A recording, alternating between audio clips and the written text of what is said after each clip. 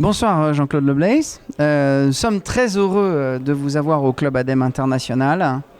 Et vous avez une expérience d'entrepreneur, je dirais, très intéressante avec NKE et Wateco. Il va falloir nous expliquer un petit peu la différence de cette modularité, mais surtout nous expliquer un petit peu, je dirais, à la suite de l'exposé que vous venez de faire aujourd'hui, je dirais, ce que font l'ensemble de la famille des capteurs que vous avez créés et à quoi ils servent, en fait, je dirais, sur le champ environnemental.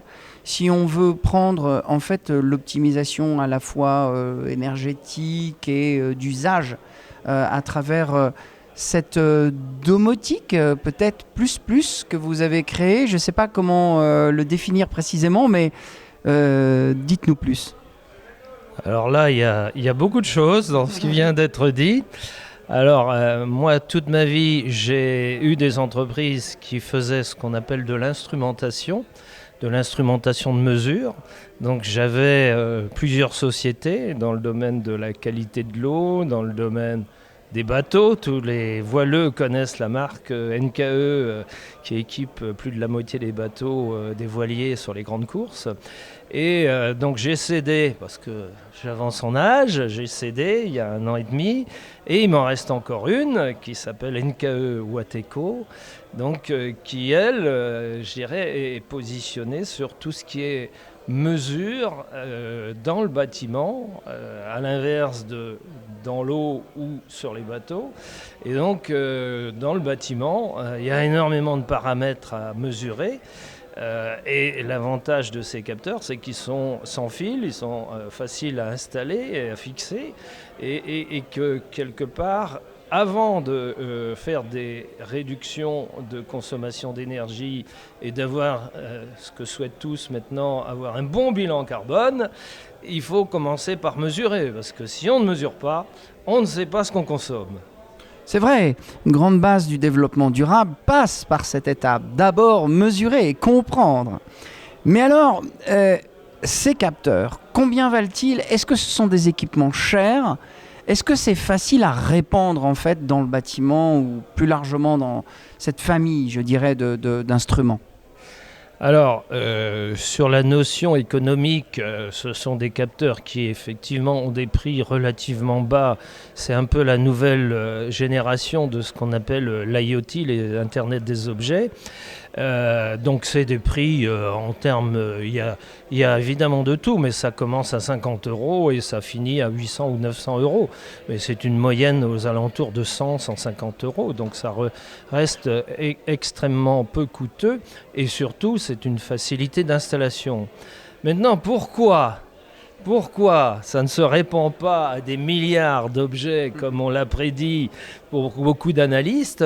C'est parce que le secteur du bâtiment est un secteur extrêmement hétérogène et que chacun des fabricants sur des compteurs a sa propre norme, son propre protocole, son propre mode de fonctionnement, et que tous ces objets sont hétéroclites. Et par définition, moi, l'un de mes travaux dans cette approche nouvelle, c'est d'avoir des capteurs qui fonctionnent sur pratiquement tous les types de compteurs existants.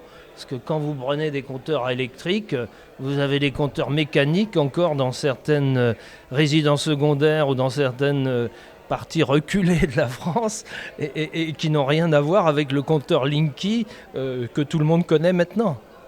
Oui, mais j'ajouterais peut-être une dimension aussi que je présume vous y travaillez ardemment. C'est de faire de la pédagogie autour de l'installation, je dirais, de ces capteurs. Car hétérogénéité, c'est un fait. Mais il y a aussi, est-ce que, je dirais, les acteurs du bâtiment comprennent qu'on peut en tirer quelque chose d'excessivement positif et qu'ils savent exactement où placer ces capteurs pour avoir une bonne maîtrise, je dirais, du bâtiment dans sa gestion? Alors c'est vrai qu'il y a encore 3 ou 4 ans, les capteurs IoT étaient une affaire de spécialistes, c'est-à-dire que dans les grands groupes énergéticiens, on trouvait une cellule avec 5 ou 6 hyper spécialistes qui étaient nos interlocuteurs. Aujourd'hui, ça a véritablement changé et on voit des techniciens maintenant, installateurs, qui savent faire fonctionner ces capteurs et en particulier depuis 18 mois, ce que nous avons fait chez Wateco, c'est de mettre dans tous les produits, dans les boîtes de produits, on met ce qu'on appelle un quick start qui se résume avec des schémas, je dirais, visuels exclusivement, y compris des vidéos sur notre site pour que le technicien sache comment effectivement le brancher, comment l'installer, comment vérifier qu'il reçoit les données et comment éventuellement, je dirais, le modifier pour les plus agiles. Alors, vous dites IoT. C'est vrai que c'est un mot qui fait rêver parce qu'on parle aussi de monitoring à distance ou de gestion à distance. Est-ce que ça existe réellement, ça ?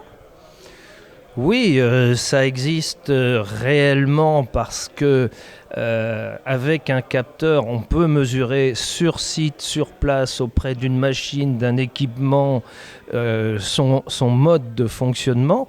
Bien sûr, de manière moins sophistiquée que la machine ne le fait elle-même, mais a-t-on besoin de toutes les données détaillées d'une machine pour pouvoir diagnostiquer son réel fonctionnement et sa réelle productivité et en déduire que quelque part elle est en train de dégrader son efficience? Oui. C'est une bonne question. Je dirais, pour terminer, vous nous avez fait un exposé qui nous explique que vous avez monté un réseau de distributeurs aussi. Est-ce que vous pouvez nous en dire un mot? Parce que je pense que ça relève quand même d'une technique assez, je dirais, spécifique chez vous, hein, d'avoir des distributeurs qui entraînent bien la technologie, la comprennent bien. Est-ce que vous n'avez pas eu du mal avec ça?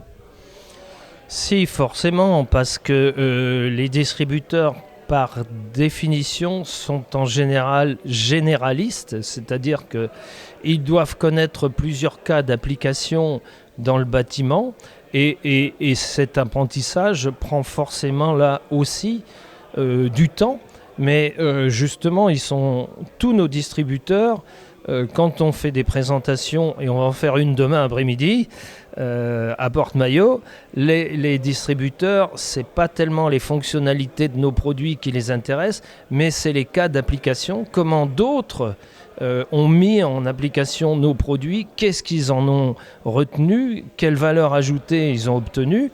Et là, quand je fais intervenir actuellement, je fais intervenir des clients utilisateurs qui viennent en témoin en disant « j'ai mis en œuvre et voilà ce que j'en ai récolté de positif ». Jean-Claude Leblaise, merci beaucoup. En tous les cas, c'était très intéressant de vous écouter en détail et au nom du Club ADEME International. On vous souhaite en tous les cas un bon développement pour Wateco. Merci beaucoup.